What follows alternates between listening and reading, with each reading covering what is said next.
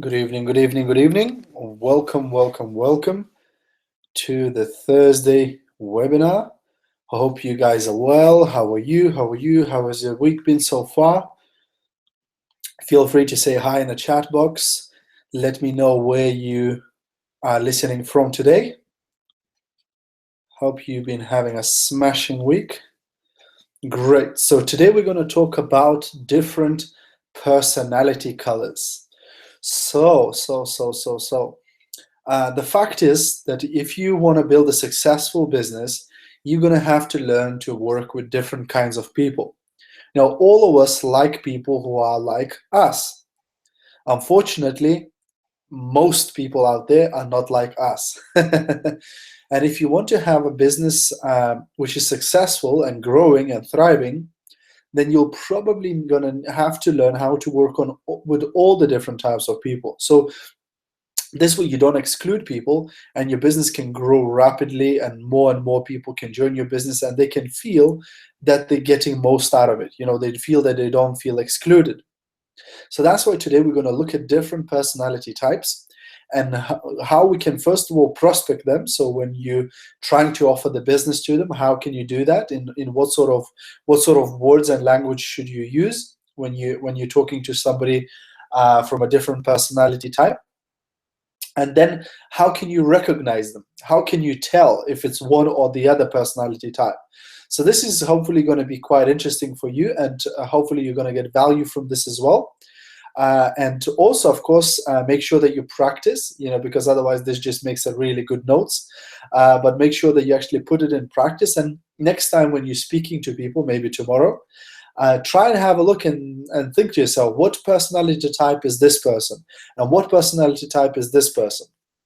Okay, so what I'm going to do, I'm going to go ahead and share my slides. But before I do that, guys, if you can write in a chat box if you can hear me okay, because otherwise, I might be just talking to myself. So just if you could quickly go ahead and type in the chat box that you can hear me okay, and then I'm going to go ahead and share the slides with you guys. Hey Evadne, hey Luis, hey Stephanie, hey Taura, hey Dorina. Hope you guys are doing very, very well.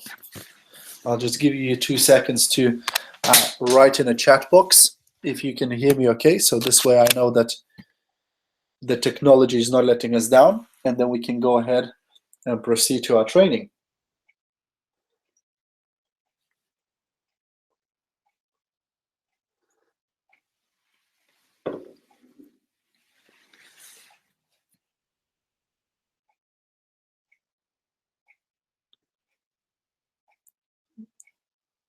Hey, welcome. Welcome all the new people on the call.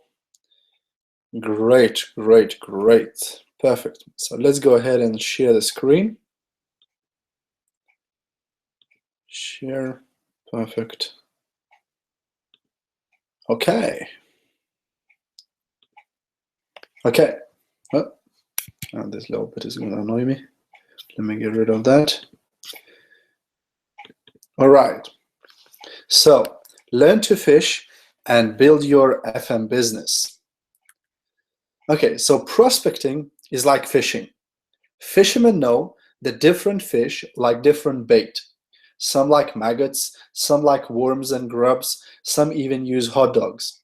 So when prospecting, remember that different people like different bait. People will have a different motivation for looking to join the business. Your job is to find out their why, their motivation, their reason. So there are 4 key personality types. Have you ever wondered why you seem to hit it off right away with some people or prospects, while with others it's really hard work and more like oil and water? The answer may lie in the field of psychology that tells us that we are born into one of 4 primary personality or temperament styles. People buy from people they like and feel comfortable with. Our personality or temperament style not only determines our behavioral traits, body language patterns, and buying style, but it also influences our compatibility with other people. A person's personality is determined genetically. It has nothing to do with his or her astrology sign, birth order, or childhood experience, race, or gender. This business is people's business. So the more you learn about people, the more business you will grow. Okay, so there are many ways to label the 4 personality types. The descriptions we are going to use today are gems like sapphire, pearl, emerald, and ruby. But you might come across some different places, for example, where people will use colors like blue, white, green, and red, etc. But the idea is very, very similar. It's just a different way of wording it. Okay, so find the right bait. What attracted you to this business? Extra income, meeting new people, time freedom? Find out what your prospect likes. Each of these 4 primary behavioral styles requires a different approach and selling strategy, different bait. Don't try to force your bait down the prospect's throat. Most people can have a mixture of traits from the various groups, but they will have a higher percentage trait from their natural group. So the idea here is that, for example, when I first started, I used to think that everybody wants the same thing that I want. And that was a mistake, because many people are different from me and they have different motivations and different goals in life. So it's important to find out what do they like and what do they want. Okay, so let's have a bit of fun. What is your personality type? What is your partner's gem, right? So what we're going to do, we're going to go through the different personality types today. And by the end of the webinar, or even as we go along through it, please type in the chat box which personality type you are, which gem or which color you are. Okay, so the first personality type is sapphire, or what they call blue personality. Now, the sapphires make about 15% of the population, and they just want to have fun. They are extroverted, enthusiastic, loud, risk takers, motivators, sociable, impulsive, optimistic, persuasive, emotional, and sweet and sour. They make great networkers. They are natural born promoters. They see good in all people and situations.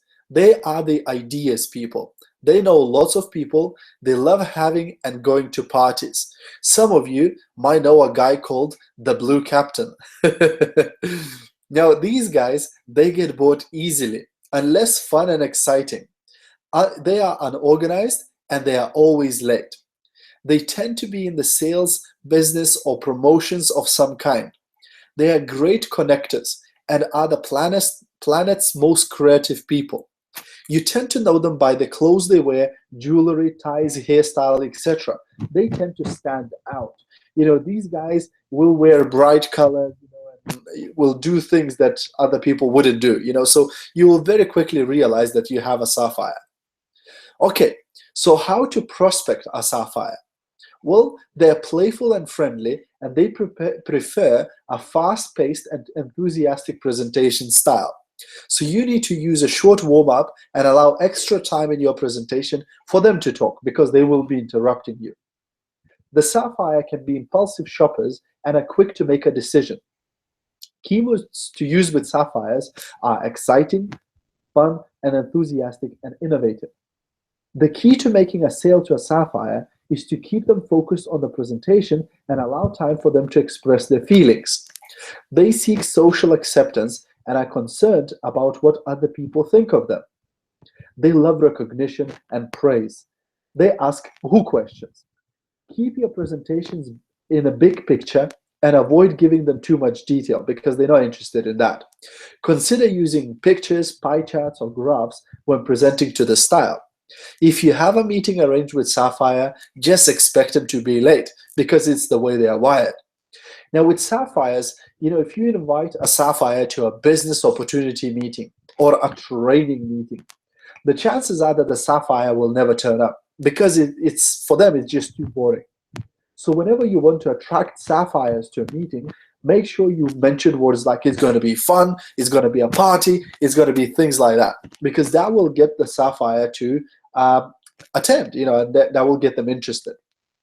Okay, the second personality type is pearl, or white personality, or yellow, other people call them. So pearls make up 35% of the population, and they are life's helpers. These guys are usually working in jobs like nurses, school teachers, and nurturers. In business, they are holistic therapists, life coaches, relationship coaches, etc. They are patient, polite, introverted, indecisive, thoughtful, and sympathetic. And they are motivated by a cause. So these guys will be more motivated, by a big vision and a big mission than by just making some money to themselves, etc.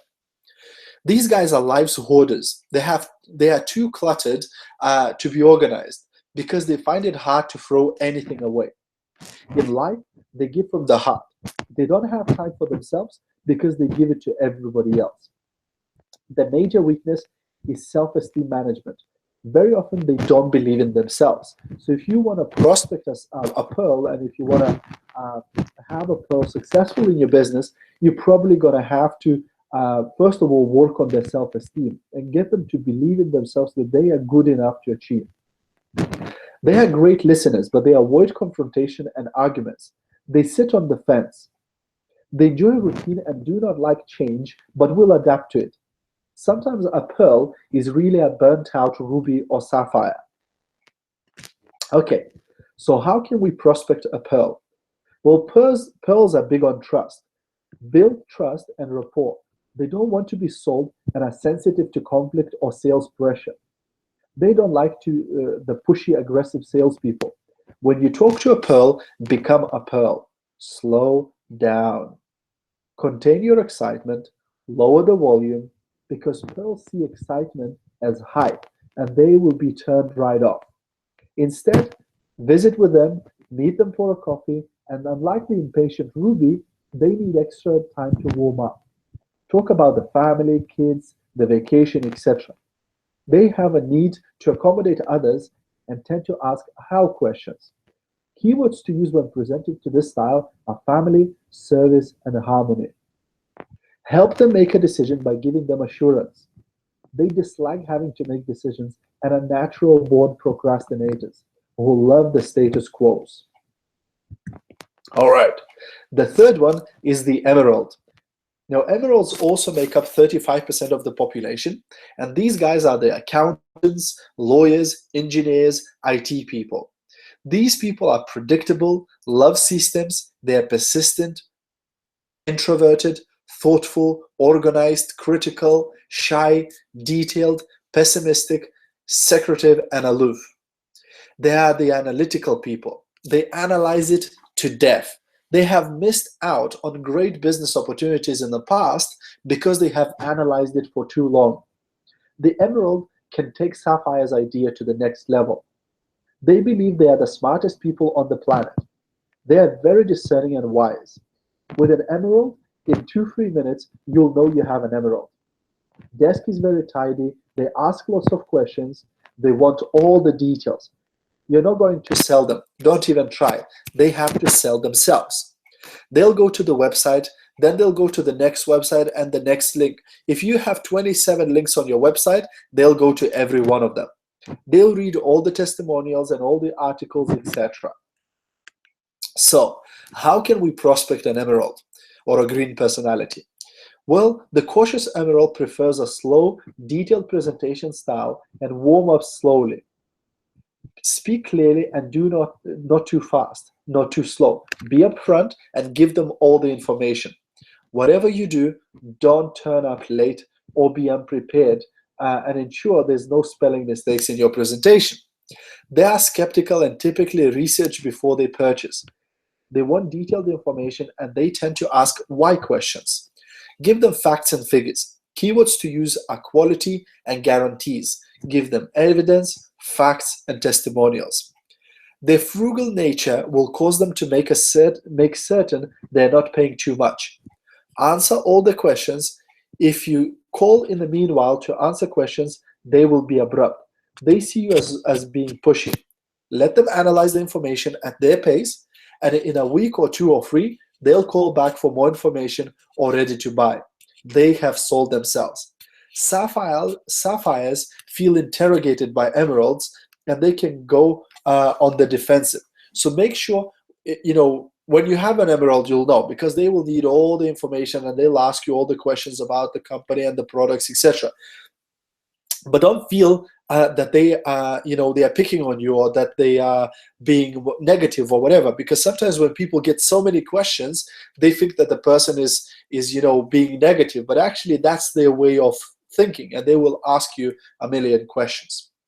Okay, the last one, the fourth one, is the Ruby. And Rubies make 15% of the population. And these guys are life's leaders.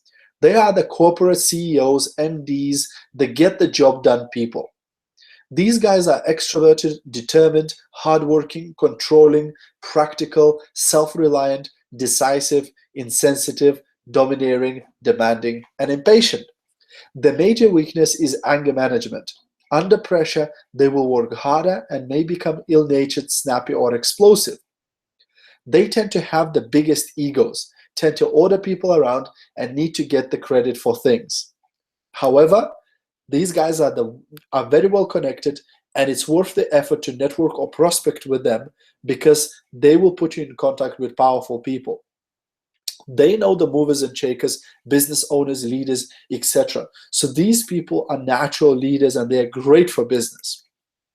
Okay, so how to prospect a Ruby? Well, the impatient and goal-oriented Ruby prefers a quick, bottom-line presentation style. They expect you to be on time and well-prepared. They like it when you avoid small talk and get right down to business. Don't bother talking to them about your family or your vacation. They don't care. They know if you get married, you're supposed to have kids. If you have kids, you're supposed to go on vacation. End of story. Don't want to talk about it. The Ruby is generally quick to make a decision. They are focused on results and ask what questions. Keywords to use when presenting to a Ruby are results, money, speed, and control. Give them options so you don't threaten the need for control. So, when you're speaking to Ruby, you'll say, would you like to join as this or as this? Would you like to get this starter pack or this starter pack? So you're giving them choices. If a Ruby goes on a path of personal development, the results can be amazing. They often feel put down and misunderstood. Okay, so these are the four personality styles. Are these making sense so far? Let me know. Let me know. Are these making sense so far? Are you getting this? Great, great, great, great, great. So feel free to mention in a comments box, is this making sense so far? Which one are you? Which color do you think are you?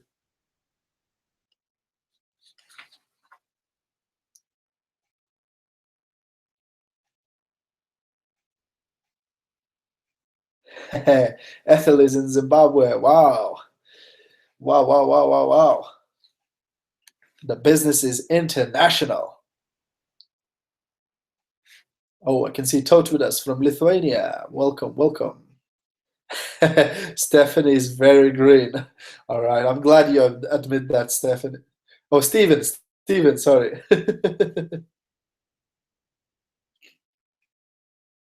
Yes, some of you might be a bit of a mixture, but I'm sure you have one personality type that is stronger than the others. All right, all right. So now we're going to have a look at what is called format system. And this is a good system when you're designing your presentation. So when you're talking to people one-on-one, Caroline, Ruby, all right. I like Rubies. Rubies are the movers and the shakers. So when you're speaking to people one-to-one, it's easy because you see which personality type they are, and you can just use the type of words for that personality type. But when you're doing a presentation to a large group of people, you want to make sure that you keep everybody included. So that's where the format presentation style comes in.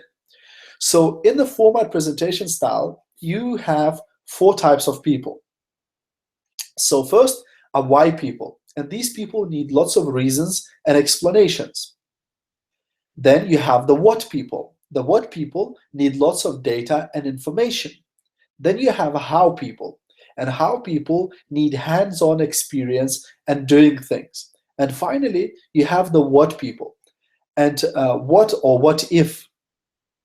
So what if people, they learn through self-discovery and with group discussion. So In order to include all of these different people, when you're doing your presentation, you want to ensure that you include information for all of them. So for what if people, these people like self-discovery. So they learn through self-discovery, they teach themselves and others, and they like future pacing, and they like trying different things. So for these guys, you might include the things that will be relevant. Then you have why people, and why people like discussion.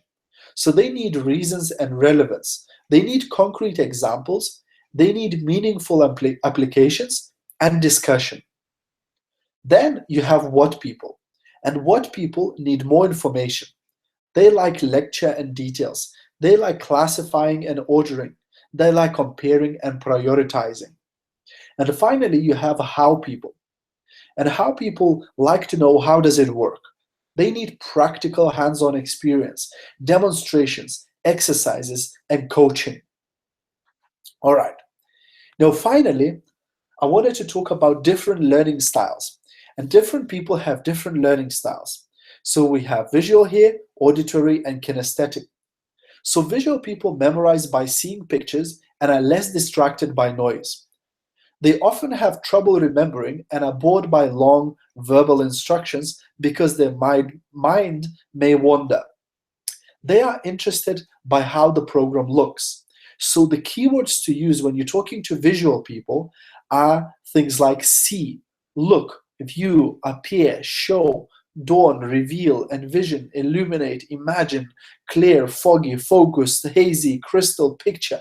So you're using all the words for visual. The second group of people are auditory. They are typically easily distracted by noise. They can repeat things back to you easily, and they learn by listening. They like music and like to talk on the phone. Tone of voice and the words used can be really, really important with these people. So the keywords to use for auditory people are keywords like hear, listen, sounds. How does this sound? Make music, harmonize, tune in and out, be all ears, rings a bell, silence, be heard, resonate, dissonance, question, etc. So all about hearing. And then the third group of people are kinesthetic. They often talk slowly and breathily. They respond to physical rewards and touching. They memorize by doing or walking through something. They will be interested in a program that feels right or gives them a gut feeling. So the keywords to use with kinesthetic are feel, touch, grasp, get a hold of, slip through, catch on, tap into, make contact, throw out, turn around, hard, unfeeling, concrete, get a handle on, solid, etc. Now, finally, you might come across people who are called auditory digital. So they are the mixture. They spend a fair amount of time talking to themselves. They memorize by steps, procedures, sequences. They will want to know the program makes sense. They can also sometimes exhibit characteristics of the other representational systems. So the keywords to use with them are things like sense, experience, understand, think, learn, process, decide, motivate, consider, change, perceive, insensitive, distinct, conceive, know, etc. Right? So this is really, really, really some stuff that can help you when you're designing your presentation or when you're talking to different types of people, right? So if you're talking to visual, you will say, hey, if I could show you an attractive way in which you could ... maybe make an extra income or whatever, use this product, you would at least want to look at it, wouldn't you?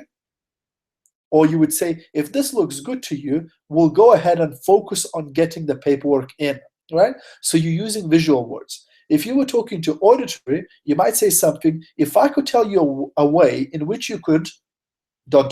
maybe earn an extra income, you would at least want to hear about it, wouldn't you? If this sounds good to you, we will go ahead and discuss how we can set up the account. And if you're talking to kinesthetic, you'll use something like this. You'll go, if I could help you to get a hold of a concrete way in which you could earn an extra income, you would at least want to get a feel for it, wouldn't you? If this feels good to you, we will go ahead and set up an account handling all the paperwork, right? So you're using the right words. And a lot of this is actually subconscious. When you talk to a person and you're using the right words, you will start seeing how they react better. And they don't even know why they like you so much or why they're responding to you so well. But basically, by using the right language, you're also talking directly to their subconscious. And that's why they respond to you much better. All right. So how you guys found this? How you guys found this training? Did you find it useful?